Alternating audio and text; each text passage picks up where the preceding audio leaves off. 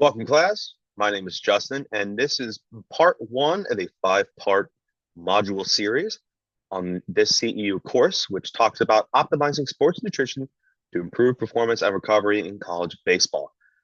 Module one will be tackling energy systems and macronutrient needs.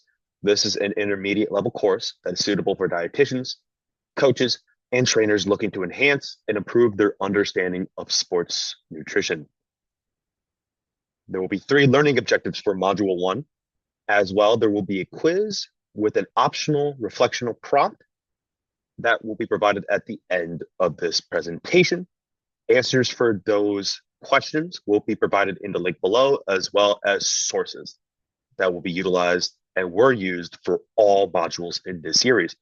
To begin, we're going to identify and differentiate the three energy systems in relation to baseball, estimate energy costs and glycogen usage, and to pinpoint sport-specific macronutrient needs based on position, training load, and game duration.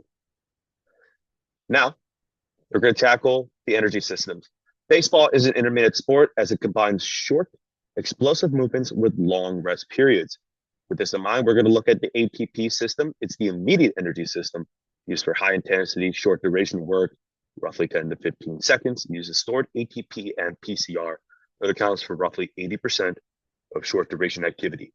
Some example activities that utilize this system include hard sprints / base running. So you hit a ball, go from home to first. Pitchers throwing fast pitches, fastballs, and outfielders and infielders fielding for a ground ball. Its glycogen use is minimal as it relies primarily on the ATP and PCR.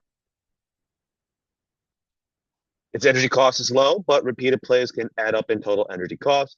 It relies on creatine, phosphate, and ATP, and it has minimal carb and fat involvement.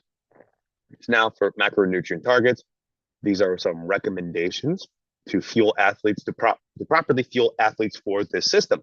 With this in mind, fat should be roughly 20 to 30% of the total diet, protein 1.6 to 2.2, and this fat and protein will stay the same for all three energy systems. However, protein, though the 1.6 and 2.2 has been shown to be a little low. It is a safe recommendation for when you first start out with your baseball athletes, and then over time, depending on how long the season goes, you can increase those numbers steadily. But if you are first working with your athletes week one or month one, 1.6 to 2.2 grams of protein is a healthy recommendation. Carbs should also be low, as stated previously, and should be around 5 to 7 grams per kilogram to utilize the ATP system properly. Now, for the glycolytic system, it provides energy for moderate intensity work and accounts for roughly 10 to 20% of exercises that last 30 seconds to 2 minutes. It will break down carbs to produce ATP and results in lactate accumulation due to insufficient oxygen. Some example baseball activities that utilize the glycolytic system include extended base running. So you hit a ball, you're going from home, the first, the second, and so forth, going from a double to a triple. And multiple successive defensive plays, such as double plays or triple plays. Its glycogen use is moderate. Its energy cost is roughly 500 to 800 calories per day. It primarily uses carbs, and as previously stated, that protein recommendation, that's a safe recommendation for when you first start out, that could be increased later on. And fat should be 20 to 30% of the total diet. And carbs should be 6 to 8 grams per kilogram if you want to properly optimize the glycolytic system for your athletes. Finally, for the oxidative system, it's using low intensity, long duration work and extended endurance efforts. It uses oxygen to break down carbs, fats, and proteins to produce ATP.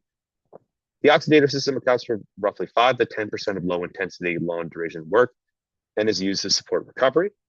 And some example baseball activities that utilize the oxidative system include jogging back. So you get a ball in the outfield to catch it. You're jogging from outfield to the dugout. Games going into 9 innings or extra innings beyond. And double headers or 2 games going on in the same day. Its glycogen use is low to moderate. Its energy cost is 1,500 to 2,500 kilocalories a day for games and training alike. It primarily uses fats and carbs. And its macronutrient target, protein and fat, will roughly be the same as previously stated. That protein can be bumped up depending on how far along you get in the season with your players.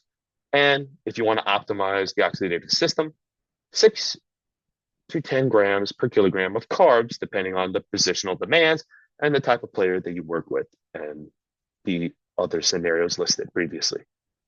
With that in mind, due to baseball's nature, hybrid energy demands are necessary for optimal performance. We need the ATP system for explosive power, the glycolytic for short burst, and the oxidative for stamina. So proper nutrition in baseball has to support strength, speed, agility, and recovery.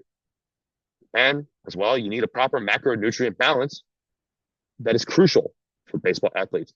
Carbs are used for training, games, repeated bursts, and short explosive movements.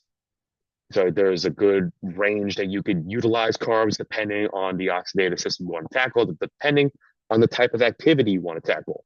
Proteins is going to be used to support muscle repair and hypertrophy, and fats are used to support long-term energy use and overall health of the player, as well as energy and hormonal support.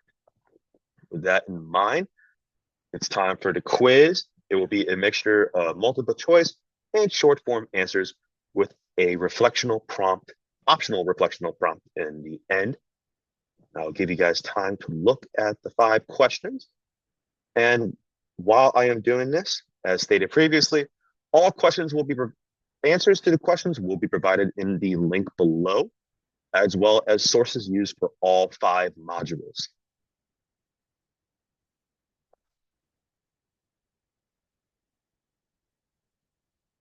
Awkward pause aside, here is the optional reflectional prompt for Module 1.